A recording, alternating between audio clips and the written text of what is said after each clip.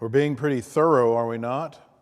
I warned you we were going to be pretty systematic. There's going to be a lot of material, and I probably cut out half of the stuff that I'd like to dive into, but I don't like to do too much cutting out, but I want to give you enough that you can see that we're really dealing a decisive blow to not even just one, we're not just picking little holes. I mean, we're knocking out the entire foundation of this entire system. All right, so we've showed some major fundamental flaws with Darwinian evolution now, besides the Big Bang, which we dealt with last night. And so what about, though, all of these supposed evidences that claim to prove that Darwin was right, that stand in support of Darwinian evolution? Now, in order for something to claim to be scientific, it's going to have scientific evidence.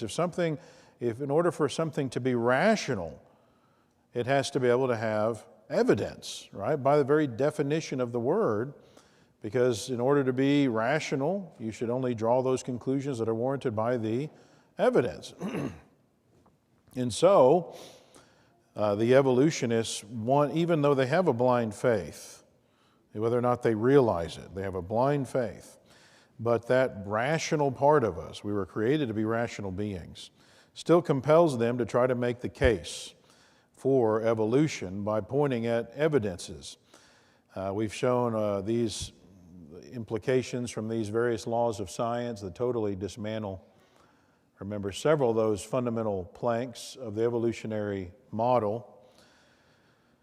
But they point out these evidences. So if you were to if you were to ask an evolutionist, okay, well, where's the evidence for what you believe? Where's the evidence for Darwinian evolution? You're going to tend to hear some or all of these alleged proofs. Biology textbooks typically have several pages devoted to discussing evidence for evolutionary theory. But as we'll see as we wade through these cited evidences for Darwinian evolution, we'll see without exception that these evidences are either erroneous, that is, they've been proven to be false now. They're irrelevant, that is, they don't have anything to do with Darwinian evolution, but instead deal with microevolution, which again we already agree about. Or they're inadequate, that is, they would support evolution, but they're not sufficient evidence to prove it because the same evidence also supports creation. And so they're inadequate in that sense. So let's go ahead and wade through the alleged evidences to see if they are legitimate. Really, again, remember, you got to keep in mind, it's all ultimately irrelevant. We've already dealt with the whole system. It's already been dismantled. But we're being thorough. We're digging in now to what they say. Let's respond to their arguments. Remember, Charles Darwin, in his travels, he noted that animals that were slightly different from one another, but clearly still related, would often be found in a single local area, but in different habitats maybe, like different climates. And he saw this as evidence that those animals descended from a common ancestor in the area. And so we already looked at one of the primary evidences that he pointed to, which is your famous finches, but he also noted the same pattern among the tortoises and iguanas and plants. And recall that we noted that the finches that were slightly different from one another were still acknowledged to be finches. And so the changes that occurred in them was due to, remember, heritable variation. So variation already built into the species that were then inherited. And so nothing was newly added. So macroevolution had not happened, only microevolutionary change. Now he also acknowledged, though, he admitted that there's cases where there are animals in similar habitats across the world that apparently were not from a common ancestor, that had, for example, similarities, though, in their structure. And he considered this to be evidence of natural selection, that the pressures of natural selection will cause certain body characteristics to thrive in certain kinds of environments, while others that are less suited to the environment will tend to die out. And so you may end up having similarities in totally unrelated places.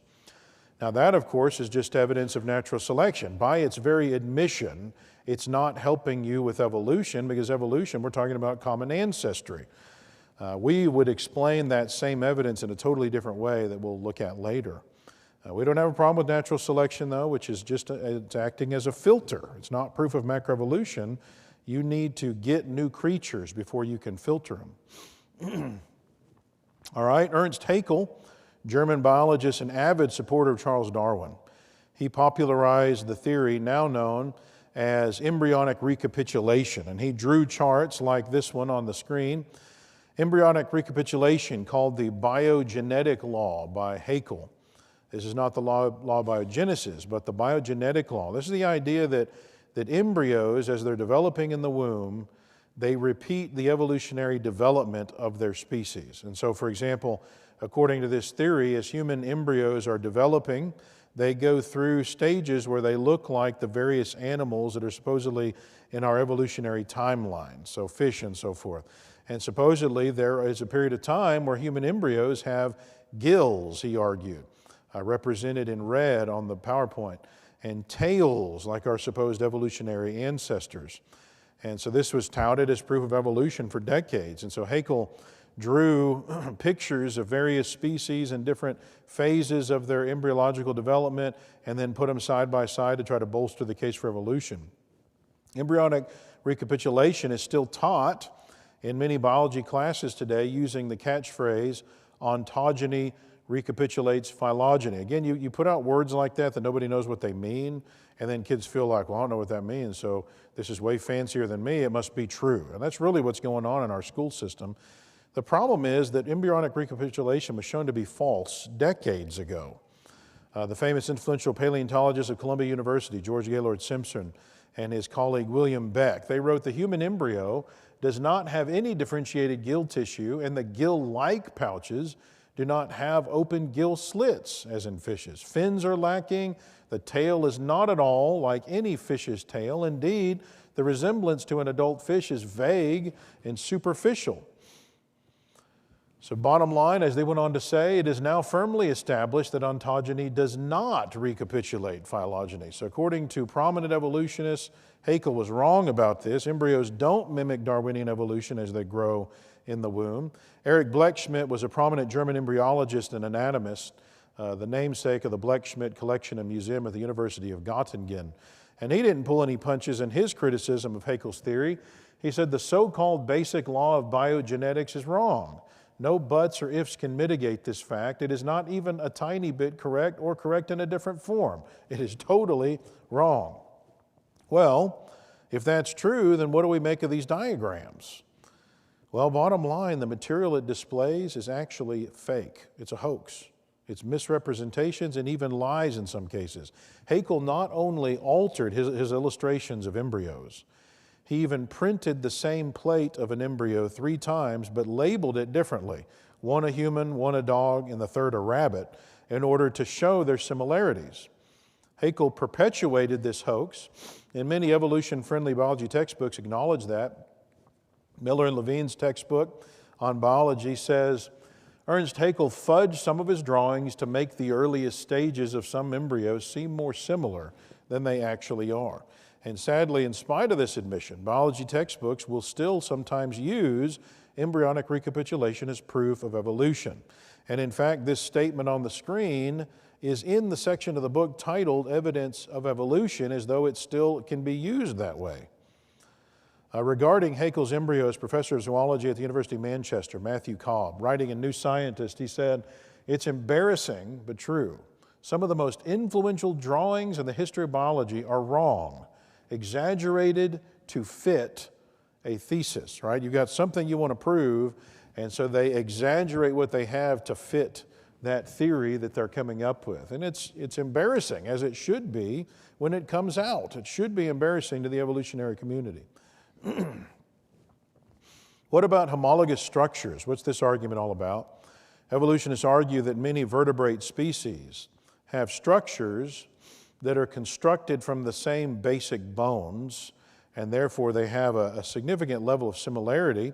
And because of that similarity, they argue, as does this biology textbook, homologous structures provide strong evidence that all 4-limbed vertebrates have descended with modifications from common ancestors. And so similar looking anatomical structures according to evolutionists, are strong evidence that we share common ancestry with other creatures that have these similarities, whales and frogs and so forth. Now, Darwin himself saw homology as a strong point in support of evolution. He said, "We have seen that the members of the same class, independently of their habits of life, resemble each other in the general plan of their organization. Is it not powerfully suggestive of true relationship, of inheritance from a common ancestor?" Well, is that true? I mean, after all, aren't our similarities to our siblings and parents proof of our relation to them? All right, now first of all, it's important to realize that creationists don't deny that similarities exist between different creatures. We don't deny the evidence. There's no need to. It's always going to be in support of the truth. The problem isn't the evidence, it's the interpretation of the evidence by the evolutionary side. While the evolutionist says that similarities prove a common ancestor, we would say it proves a common engineer, a common designer.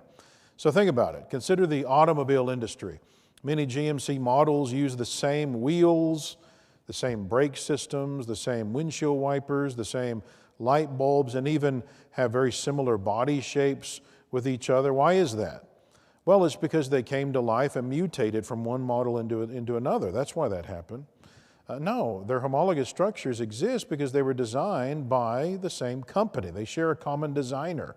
And keep in mind, those vehicles were all designed to drive on similar roads and freeways and use the same gas and have the same mechanics.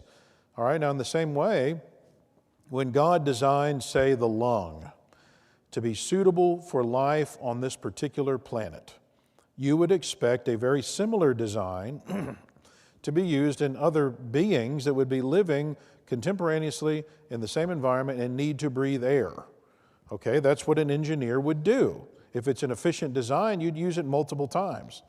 So in truth, when examined closely, the evolutionist homology argument quickly starts to break down and you start seeing inconsistencies. For example, just because you have similarities with a creature, does that mean that you're related to it? Humans share very similar analogous structures with all kinds of creatures. We have similarities with the octopus eye, the pig heart, the Pekingese dog's face, the milk of a donkey, the pronator quadratus muscle, the Japanese salamander. You know, are we descended from each of these creatures? Hardly. An evolutionist wouldn't even claim that that's the case. Even certain plants and the crustacean Daphnia have hemoglobin, as do humans. Are these close relations to man?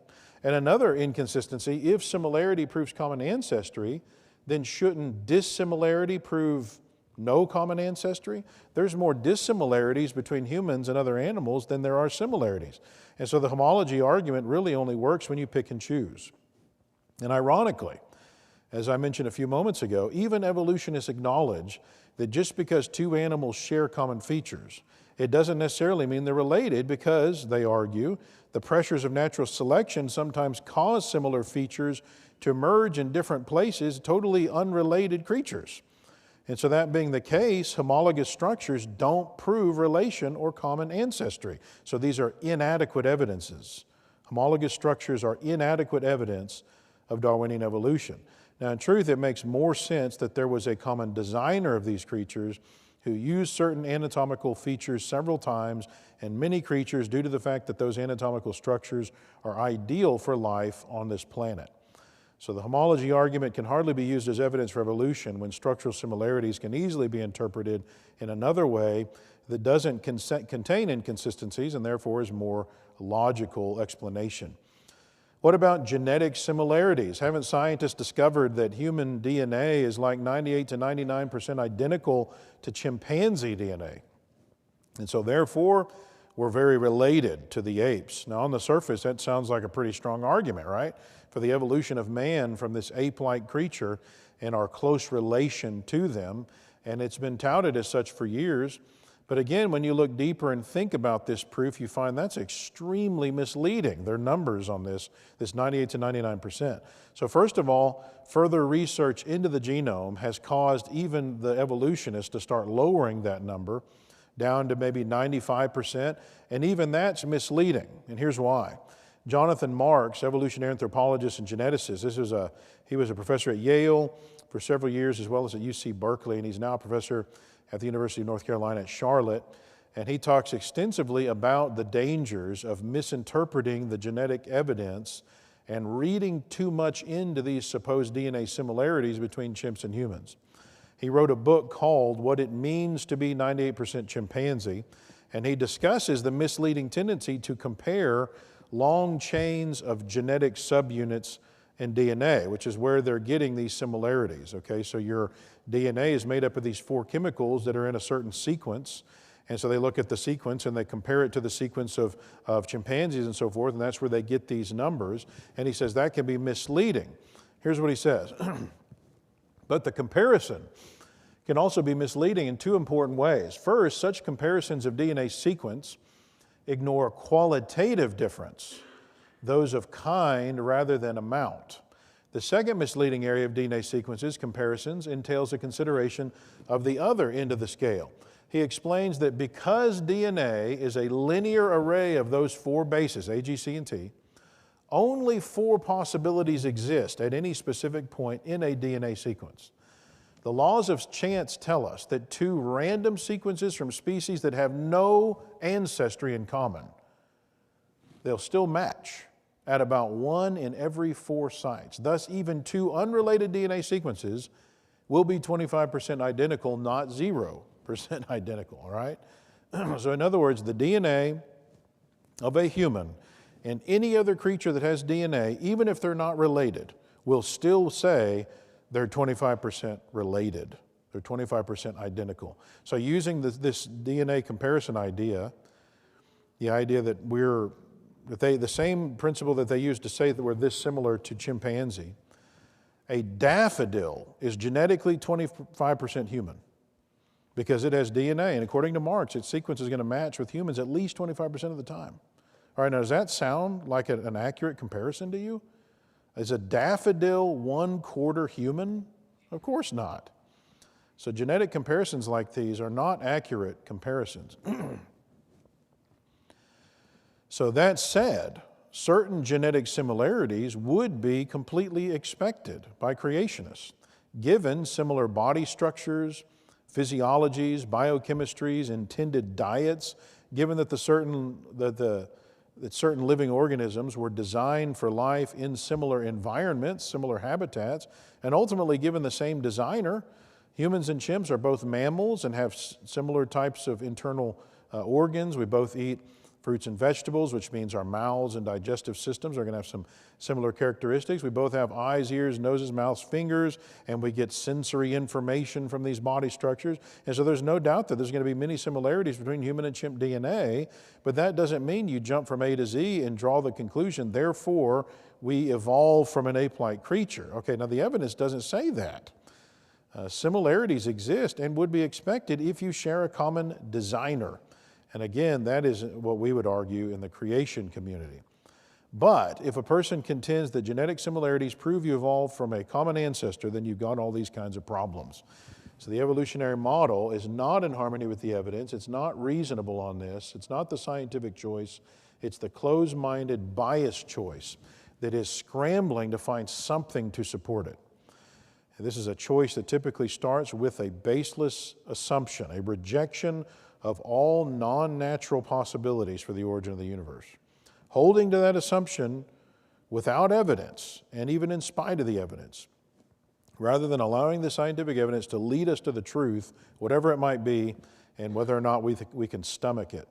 Now, all that said, consider, creation geneticist Jeffrey Tompkins, he dug into these comparisons that are being reported, and he discovered that the researchers have only been reporting the sections of chimp and human DNA that are highly similar, and they're disregarding the parts that aren't. And when you incorporate those segments back in, he found an overall genome average similarity of around 70 to 80%, not 95 or 98.5%. What about horse evolution? Hasn't that been documented in the fossil record? It's definitely been taught as such in biology textbooks for decades. Supposedly the modern horse, known as Equus, has been documented as evolving from the small fox-like creature known as Hyracotherium or Eohippus. One biology textbook said, in spite of the missing pieces, paleontologists can offer a relatively clear picture of the evolution of many organisms. One example is the series of fossils that shows the development of the modern horse over 50 million years. They then proceed to show the standard horse evolution diagram showing the alleged evolution of the modern horse from Hyracotherium, claiming the first horse was actually quite small, about the size of a small dog. This illustration shows the first horse as well as several of the intermediate ancestors of today's horse. The 2006 edition continued to promote the idea. On page 439, the authors used the standard classic pictures of horse evolution to illustrate the nature of evolution by gradualism. John Rennie, writing in Scientific American, he said, actually, paleontologists know of many detailed examples of fossils intermediate in form between various taxonomic groups. A sequence of fossils spans the evolution of modern horses from the tiny Eohippus. So evolutionists tout these horse evolution charts as decisive evidence of Darwinian evolution. Now, the problem is that the evolutionists that are actually in the know long ago abandoned horse evolution as a good example of transitional forms. David Raup of the Field Museum of Natural History in Chicago acknowledged decades ago, well, we're now about 120 years after Darwin, and the knowledge of the fossil record has been greatly expanded. Ironically, we have even fewer examples of evolutionary transition than we had in Darwin's time. By this I mean that some of the classic cases of Darwinian change in the fossil record, such as the evolution of the horse in North America, have had to be discarded or modified as a result of more detailed information. What appeared to be a nice, simple progression when relatively few data were available now appears to be much more complex and much less gradualistic. In other words, it counters what Darwin believed. So there's no evidence of the transitional creatures linking the various major kinds of creatures in the fossil record. That evidence is needed for evolution to be possible. It's simply not there. The famous paleontologist of Harvard, George Gaylord Simpson, way back in 1953, he said, the uniform continuous transformation of Hyracotherium into Equus, so dear to the hearts of generations of textbook writers who get the memo very late, and yet that's what our kids grow up hearing, that never happened in nature. So all that said, I wouldn't want to throw the baby out with the bathwater on this. Now, this chart doesn't prove that a fox-like creature can turn into a horse, but that's not to say that paleontologists may not have gotten some of this right. We wouldn't expect that the horses of today looked exactly like the horses on the ark. The horse kind is very diverse, and what was represented on the ark may have been much different than we see today, maybe something more like one of these other representatives that we see in the fossil record, something like that. But notice it would still be of the horse kind with only various variations occurring over time. Microevolutionary change, heritable variation, not a totally different kind of creature giving rise to horses. Well, some evolutionists ignore that and say, well, who cares about, because we got whale evolution. This is still well documented, and so who cares about horse evolution? So they just jump ship and go to something else. One Science Daily article titled, Whales Descended from Tiny Deer-like Creature, said whale evolution is one of the best documented examples of mammal evolution. All right, here it is. I mean, do you want the proof that mammals evolved? This is where you go. I mean, this is, all right, let's see how well documented this is. So supposedly in this well-documented story, whales evolved from mammals that lived on land, which is already interesting because life is thought to have started in the water and then it moved on to land and now we're moving back into the water. All right, so the mammals are on land and they supposedly gradually moved into the water in search of food, so fish and other water prey. Now, in a 2007 edition of Nature, J.G.M. Thewison, who's an evolutionary anatomist and professor at Northeast Ohio Medical University, he claimed that he found the oldest and closest relative of the whale. All right, now here's the problem. For many years in this supposedly well-documented story, this well-documented evolution of whales, the hippopotamus has been considered to be the closest whale relative. All right, now if that's the case, then there's no way that whale evolution is so well documented as they claim, because Thewison claimed that the evolutionary community needs to totally revamp their entire theory about whale evolution. Supposedly, Indohyus, a small, stocky artiodactyl, roughly the size of a raccoon, should be considered the closest relative of the whale, a creature that looks like the African mouse deer. All right, now, if whale evolution is so well documented as they claim, then how can you make a change like that at the drop of a hat? As though that's no big deal? You're going to change from the hippo as the closest ancestor to a small, stocky artiodactyl roughly the size of the raccoon? I mean, they surely aren't as confident about their theories as they let on. Now, in this supposedly well-documented evolutionary story, whales evolve from land-living mammals, again, gradually moving into the water. They're looking for fish and water-dwelling prey. Okay, so they're carnivores. Now again, with Thewissen's find, this entire supposedly well-documented story is turned upside down. According to Thewissen, the mammals that gradually moved into the water in search of prey apparently were not carnivores at all, like has always been thought. Clearly this is not the case. Indohyus is a plant eater and already is aquatic. Apparently the dietary shift to hunting animals, as modern whales do, came later than the habitat shift to the water. And so with the discovery of one deer-like fossil, the whole alleged evolution of whales is swept aside. Whales didn't evolve from land-dwelling ancestors in search of food. Their ancestors are already in the water, and they were herbivores, not carnivores. Now consider, what in the world links the Indohyus to the whale? What is so significant about this find that made Thewissen want to change the evolutionary lineage of the whale? Well, according to scientists, although Indohyus, as it is known, looks nothing like the whales of today, it shares certain anatomical features. So we're back to homologous structures, right? So although this deer-like creature looks nothing like the whale, it has some features that are similar to some whale features, right? So similar looking structures and bones to them, that means ancestry, even though, again, they acknowledge not always is that the case. See, if you see similarity, there's got to be relation, they say. No matter how silly it is, if it will help support evolution, they'll immediately assume that it does. Now, logically, doesn't the whale share anatomical features with other creatures too that would make much more sense as a relation? What makes the Indohyus special? Well, exactly. Thewissen actually admits these anatomical features are in fact shared with other creatures. He says all of these characters are found in some mammals unrelated to the cetaceans, the whales. So what is so special about the Indohyus? And he talks about different things, but the distinguishing feature of the Indohyus appears to be its teeth, which are suggested to be similar to the whale's teeth. The entire evolutionary shift for the whales is based on this. Remember, I talked about how they have to keep coming up with new hypotheses and change the model ad hoc depending on the latest find. This is constantly going on across the board in evolution. Now, here's the problem with the teeth idea. Indohyus, a confessed herbivore, and the tails of the teeth of whales, which are carnivores. Now, they ridicule creationists for saying that Genesis 1 and Genesis 9 indicates all creatures were originally herbivore, even the modern carnivores, and their ridicule centers most of the time on the teeth of these two types of creatures. Bill Nye scoffed at Ken Ham in the Bill Nye-Ken Ham debate over that very issue. And now they want to argue that the teeth of the herbivore Indohyus are similar to the carnivorous teeth of whales?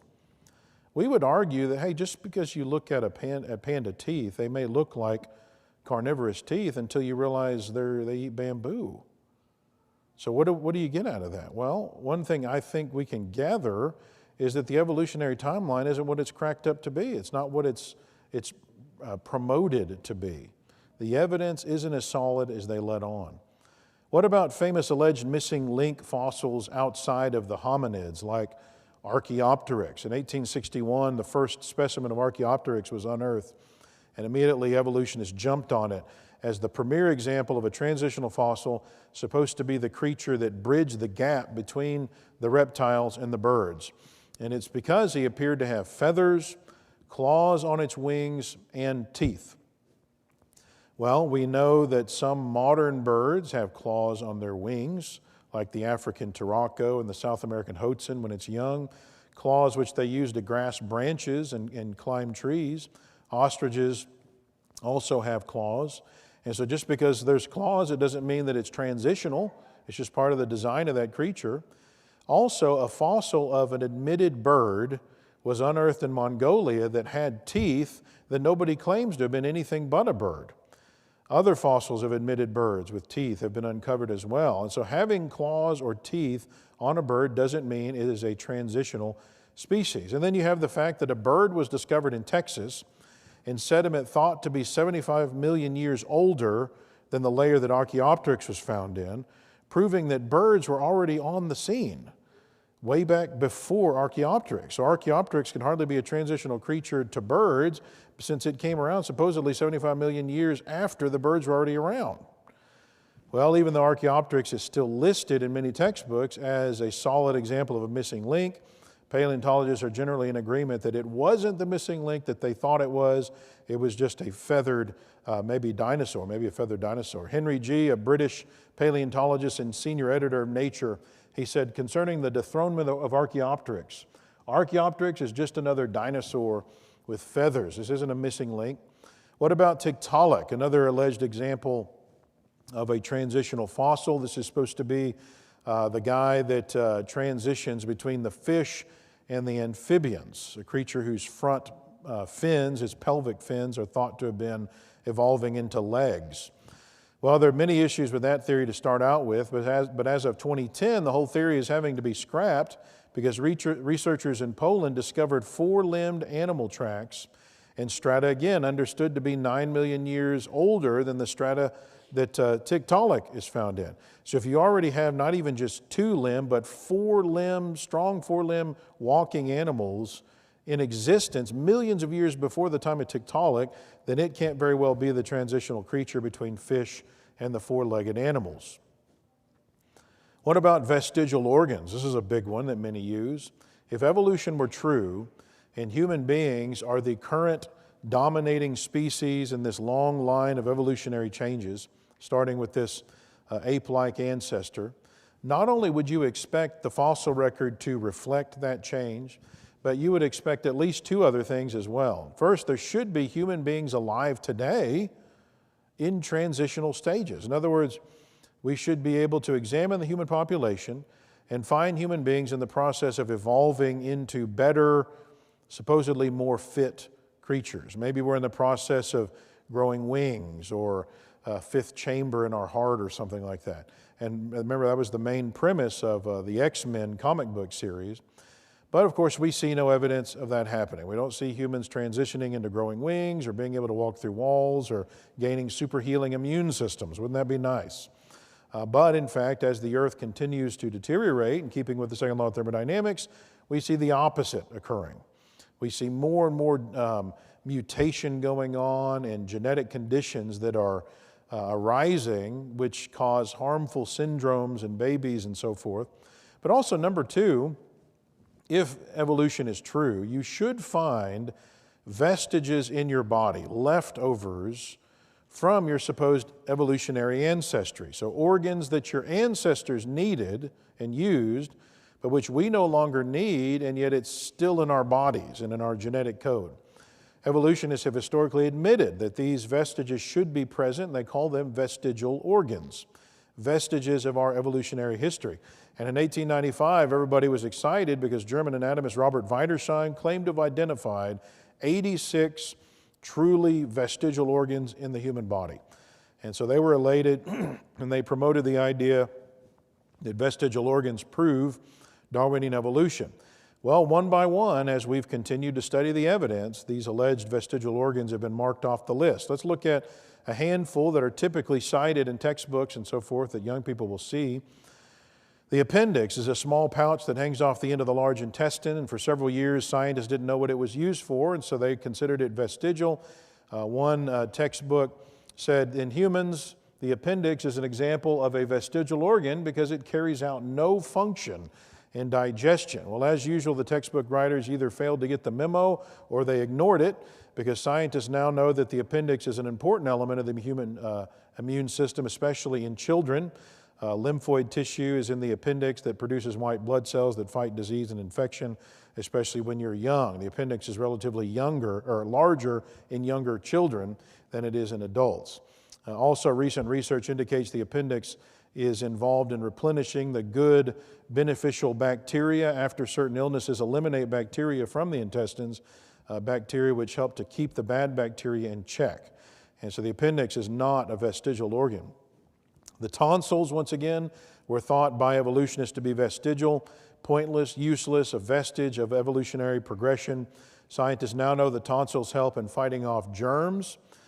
The coccyx, another so-called vestigial organ, evolutionists believe it was an undeveloped tail and use it as proof that we evolved from monkey-like creatures, since they believe it serves no other purpose. We now know the coccyx is an important organ. It's the point of attachment for several pelvic muscles that helps us to stand up and serves as a shock absorber when we sit down. And without it, we wouldn't be able to sit very well or comfortably. The wisdom teeth have long been considered vestigial, the idea being that our supposed ape-like ancestors had bigger jaws. And so according to evolutionists, they needed extra teeth. And now we don't need them, and yet there's not enough space in our jaws for them anymore, and they're still stuck in there. And so they tend to become impacted. They ram into other teeth. Well, there's several problems with that idea, but I'll mention just one. Scientists have discovered that the dental crowding that causes the impaction of the wisdom teeth is significantly affected by a society's diet. Lombardi, writing in the American Journal of Orthopedics, said dental crowding is endemic among technologically advanced populations and uncommon in primitive groups. In modern man, there is little attrition of the teeth because of a soft processed diet. And this can result in dental crowding and impaction of the third molars. And so Western diets cause dental crowding and the impaction of the third molars or wisdom teeth, not evolution from some ape-like ancestor. So wisdom teeth are not vestigial. What about junk DNA? This alleged evidence has taken center stage over the last few decades, the last couple decades. Jerry Coyne, evolutionary geneticist at the University of Chicago, he explained it this way. When a trait is no longer used or becomes reduced, the genes that make it don't instantly disappear from the genome. Evolution stops their action by inactivating them, not snipping them out of the DNA. And so from this, we can make a prediction. We expect to find in the genomes of many species silenced or dead genes. All right, this is a prediction that they would make if evolution is true. Genes that once were useful but are no longer intact or expressed. In other words, there should be vestigial genes. And so he and many others believed that that is exactly what we have in the human genome, vestigial genes or pseudogenes, junk DNA that perhaps our evolutionary ancestors needed but we no longer need. Well, as with vestigial organs, again, as we dig into the human genome, we discover that evolutionists once again have been too rash in claiming that they found evidence for evolution in this. And sadly, as that evidence pours in, proving that they were wrong, it's too late to undo the damage that has been done by these false claims. People go ahead and accept evolution hook, line, and sinker. But keep in mind, as he says, this is a prediction that would be expected if evolution is true. So if you don't find that prediction verified, it falsifies your theory. Jonathan Wells is a molecular and cell biologist at the Center for Science and Culture at Discovery Institute in Seattle, and he wrote a book called The Myth of Junk DNA. And he cites several prominent evolutionists who use the junk DNA argument. He says the arguments by Dawkins, right, I quote from him, Miller, Shermer, Collins, Kitcher, Coyne, and Navis, I quote from most of these in this seminar, their argument rests on the premise that most non-protein coding DNA is junk, without any significant biological function. Yet a virtual flood of recent evidence shows that they are mistaken. Much of the DNA they claim to be junk actually performs important functions in living cells. The following chapters cite hundreds of scientific articles that testify to those functions, and those articles are only a small sample of a large and growing body of literature on the subject. So the evidence against the junk DNA argument is growing by leaps and bounds, and this, as was the case with vestigial organs, the more we actually learn about the genome, the more we're discovering the fact that the universe has been intricately designed with specific purposes in mind for everything we find. So in truth, there are no vestiges from evolution because we've already seen evolution is not only not in keeping with the evidence, it's actually in contradiction to it. The alleged evidence that's said to prove Darwinian evolution is shown to be non-existent the more scientists learn about the universe. In fact, even if there were such a thing as an organ within the human body that appears to no longer be necessary for humans to have, it still wouldn't prove evolution. And here's why. The creationists would argue that the existence of any organs like that might indicate something about the nature of the earth in the past as God originally created it, like in the pre-flood world that was totally destroyed. In other words, if there was such a thing as a useless or less useful organ in humans, it wouldn't be because we evolved from some non-human creature. It'd be because humans once needed those organs, especially in the pre-flood environment. As the world deteriorates and decays and grows old like a garment, and our genomes become more and more sick, then we would expect some things not to function the way they were intended to. But ultimately, after scientific knowledge has increased over time and evolutionists have discovered time and time again that each one of the organs on Wiedersheim's list actually serves important functions in helping human beings, many evolutionists are correctly losing faith in this argument. Today, many evolutionists have all but abandoned the idea, and thankfully so, because a strong argument can be made that evolution is a hindrance to scientific progress because it's tried to use this argument over the last century. So think about it. When Wiedersheim produced his list of vestigial organs, consider the effect that that would have had on the scientific community. The effect would have been to halt the scientific investigation and study of those organs, or at least to significantly decrease the amount of research being done in those areas, because according to evolution, you don't need those organs anymore, so why are you studying them? How many people have been affected by evolutionist promotion of this argument because of that mentality? Vestigial organs are a myth. We know that there's an important function for these organs, even if we're not always knowledgeable enough yet to figure out the extent of those functions. But once again, textbooks still promote this idea of vestigial organs. Young people are being duped into thinking evolution is proven fact, but don't miss the major implication of this brief look at this. If evolution were true, there should be vestigial organs, and yet they're not there. So you have a falsification of evolutionary predictions. It's as if the human body was designed. It came into existence exactly as it is today, with purposes in mind for everything that's in our body, with only minor changes over time. Oh, wait a minute. That's exactly what the creation model would predict to be the case. And so in the end, the vestigial organ argument has done nothing but provide more evidence that the creation model is the logical, rational explanation of the origin of the universe. All right, so as I've explained in previous sessions, this is an important chart because it gives you the fundamental planks of evolution, and we've already seen so much evidence that refutes each of these in a systematic way. All right, so again, the creation model doesn't have any problem with this evidence. The law of biogenesis, the rules of genetic mutation jump in there. And now we're seeing that the evidence for that is thought to be useful for evolutionary theory, Darwinian evolution, when we examine that, it proves in fact not to support the supposed evolution of man from a common ape-like ancestor or in support of macroevolution. Geographic distribution, embryonic growth, similar physical structures, genetic similarities, vestigial organs, and vestigial genes, horse and whale evolution. None of these alleged evidences of human evolution can reasonably be used as support for macroevolution. These are legitimate issues that stand in the way of naturalistic evolution, problems that demand an explanation. So question, where's the evidence for naturalistic evolution? If it's not available, why are we even talking about it? And why has creation been thrown out when it's the model that actually fits?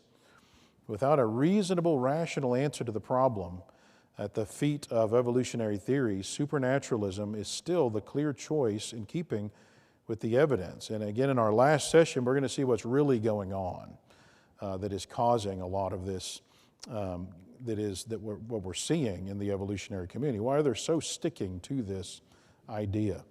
All right, before we take a break, in the book Darwin's Dangerous Idea, atheistic philosopher Daniel Dennett argues that spreading the atheistic agenda must start by indoctrinating children, he says, at the earliest opportunity, including teaching children that parents who teach their children that evolution is false are lying to their children. All right, and Niles Eldredge said, I maintain my conviction that the real battleground is in the classroom. And sadly, they've pretty much won that battle. I mean, they have control of the classroom. Biblical creation is not allowed to be taught in public school science classrooms, even though 87% of the kids in our country are in those classrooms. So sadly, they have made significant progress in pressing this agenda in the classrooms. And we take this seriously at AP. And so we want you to be aware of how much material we're developing to try to counter this with kids. And again, I would argue that the bulk of our missionary efforts should really be focused on kids. When you think about the fact that most converts come from the youth that we've trained from a young age, that's where most of our converts in the church come from. That's who we need to be targeting. As the kids get older, it's going to be harder and harder to convert them because they've become entrenched in false ideas. And so I want you to be aware of these materials that we have available and start using them, getting those for kids you know, not even just your own kids and grandkids, but also your neighbors' kids and so forth. We've got stuff even for infants. Start them out very young, learning about God's creation. We've got 3 book series for kids, kind of learn to read books.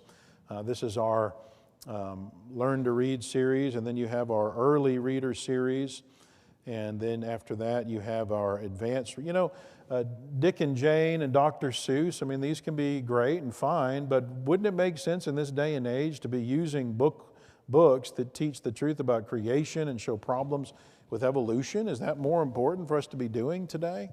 We need to make sure our kids have these kind of materials. We have rhyming books. These are just on Bible stories. These aren't apologetic oriented. A lot of people aren't aware that we have a monthly Scripture and Science magazine subscription that you can get for kids. It's going to cost you about $1.16 or something per month.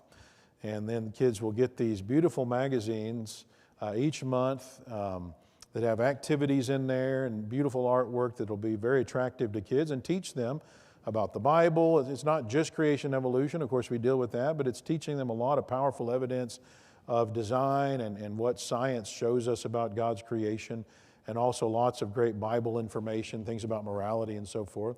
So think about setting up a subscription, again, for your neighbor, somebody that you know, where they just start getting this in their mail every month. You know, I encourage the eldership to think about making sure that each household at your congregation has a subscription to this, and just paying for it. If they don't have the money to do it, make sure that they're all are getting this.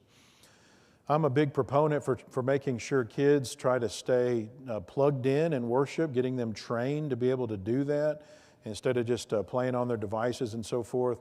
And so I developed some worship notes booklets to help them try from a young age to start getting plugged in. Dinosaurs Unleashed, nothing like this really on the market. When we originally developed this decades ago, nobody had anything that I know of that was the young earth perspective on the dinosaurs. Now some others have got something, but we recently revised this, updated, expanded it, and an amazing book showing not only these cool creatures that God designed, but the powerful evidence that we existed alongside them.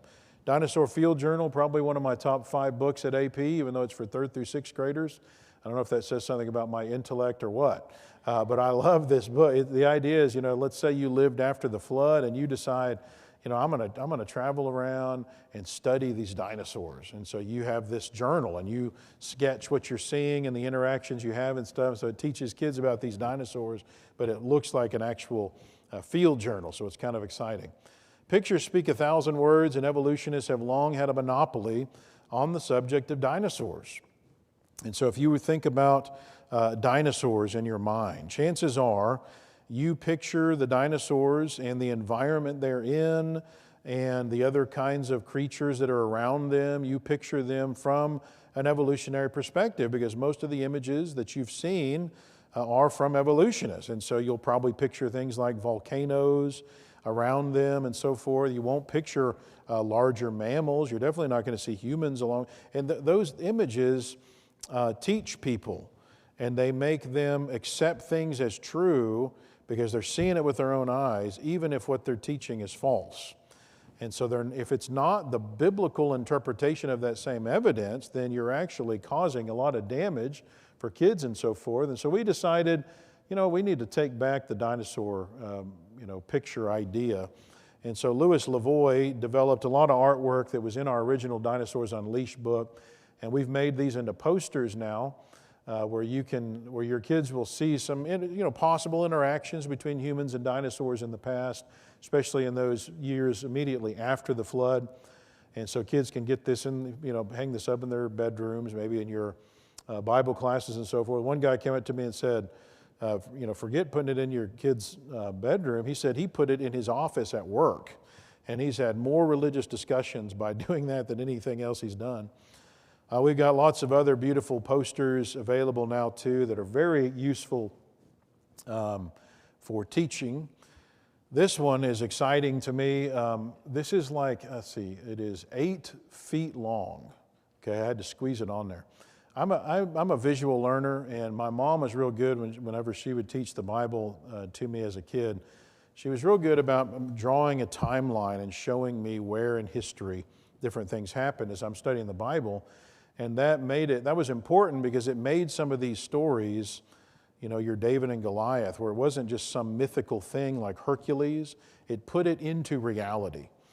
And so I developed a timeline that gives important world events as well as biblical events and shows you where all of that fits and shows you where each of the books of the Bible and the various prophets and so forth fit in there, as well as the history of the church, where the Protestant Reformation is and the various denominations that came about and so forth.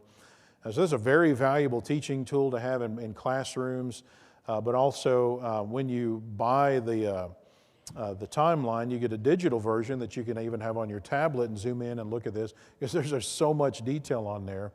And I've seen timelines that have too much detail, and I've seen timelines that didn't have enough. But I wanted to have one that I felt like this much information that's a good tool as kids especially are studying the Bible. Teaching kids about the inspiration of the Bible and how they can know God exists at a 4th through 6th grade level, that's valuable today. Teaching God about the amazing creatures that He has designed and that they're decisive evidence against evolution.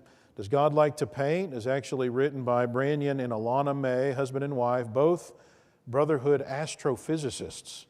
Branyan may be the only PhD astrophysicist in the history of the church that I know of, and they wrote this book for kids on the amazing design of the cosmos.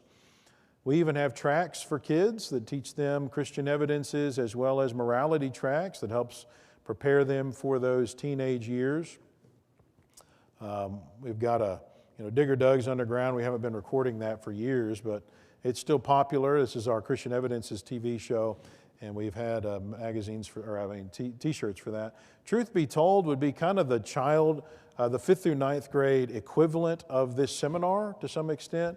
Kyle and Eric developed this book. It's kind of like a textbook almost in the way it's laid out. And they developed it by looking at earth science, life science, biology textbooks, going into those sections of the book that talk about evolution, that provide that evidence, and then responding to that in this book on a kid's level to prepare them for those things that they're going to be learning in those years. So very important book for that. I always recommend that parents get this, and when their kids come home from school, then sit down and do a little study on this as though it's another subject or something that they're plowing through. Flooded is my book that is targeting really 7th through 10th and really into high school, that shows the power. It's the opposite of what this seminar is. It is making the case from science especially for biblical creation and the flood in particular, and tells kids what we know about the flood now. And so it looks at the pre-flood world, the flood, and then what happened due to the flood. And also have available now for high schoolers, I teach the Flooded book as a course for high schoolers where they can get high school credit, where we go out to Arizona and study out there and do laboratories out there, and then I take them on field trips to the various places, Grand Canyon and so forth, and teach them the proper way to view the evidence out there, petrified forest and meteor crater and all these things that are out there. And so it is very intensive, a lot of information in a short amount of time, but it is an entire year's worth of high school science credit that we get done. There's preliminary work that they do before the course, and then the course is intensive, goes for probably about 12 hours each day. And then afterwards, they have a paper they do. And so we'll be doing that again this fall. And so I've got flyers back there that talk about this if that's something that you're interested in for your young people, maybe here at this congregation. There is a website that goes with this flooded book that makes it where teachers can teach this material more easily with the laboratories and charts and even videos that go along with it and so forth. We also have material for teens. This is Out with Doubt, kind of our survey of Christian evidences aimed more at teenagers. There's 13 chapters in it, so it's good for a quarter of material with questions in there for each chapter. Matter of fact is the sequel to that. Always Be Ready is another one of my favorite books at AP because it is the teen version of that book I mentioned last night, A Christian's Guide to Refuting Modern Atheism. And so it is the teenage version that dumbs down all that material and just gets right to the point in reasoning with kids why the big arguments that atheists are using against the God of the Bible are not good arguments logically. So questions like, oh, God is a homophobe and he encouraged genocide where the Israelites come in and wipe out an entire civilization, and he's sexist and how he treats the women, and he endorses slavery and racism, and how do you deal with suffering? All these big arguments people have tried to use against God, dealt with in a very concise, effective way for teenagers, because you can guarantee they're hearing that stuff. We have a new Defender series that goes through our pillars of faith for teens, and there's videos that go along with, lots of videos that go along with each one of these books. This is the Defending God, so existence of God, and then we have one Defending the Bible, so the inspiration of the Bible. We have evangelism book for teens. When I was doing youth work in Texas, and I was talking to Dylan about this, one of the things that I kept finding is that the young people would come and ask me the same questions year after year. Different kids would come into the program, and the kind of questions they were hearing at school, I started noticing these are the same questions. Our kids need to be prepared to talk to their friends about these certain subjects, and so I made a list of like 200 Bible passages that they needed to have memorized and that they would know how to use those passages in the discussions that they were going to be having with their friends. And then I started developing booklets for those teens that help them know how to use those verses in various kinds of discussions, the kind of questions they were going to be having themselves as well as their friends. And so that's what that is.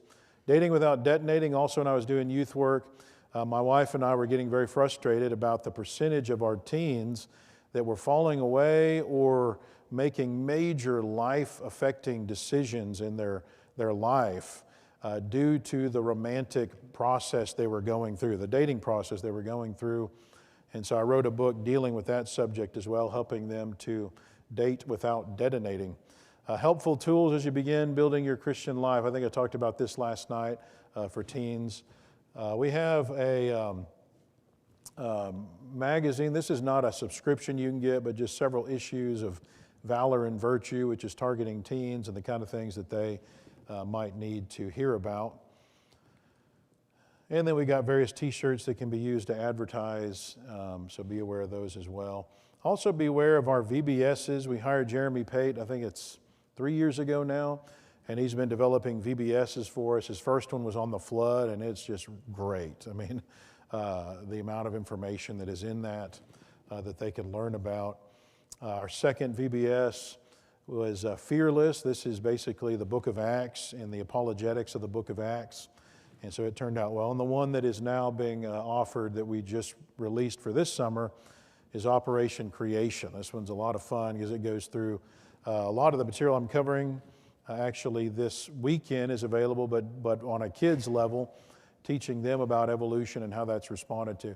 I was pretty excited about this one. Obviously, this is a topic that I do a lot of study on. But I told Jeremy, I said, what if you could draw? I said, this is all his artwork. I mean, this guy's, I can't do that. It's just brilliant what people can do with art. I can appreciate art, but I can't do it. But I said, what if you could design a guy that's like evolution incarnate, where his feet are like kind of single cells, and then as you go up his body, it's evolving into the different kinds of species that the evolutionists would say they evolved into.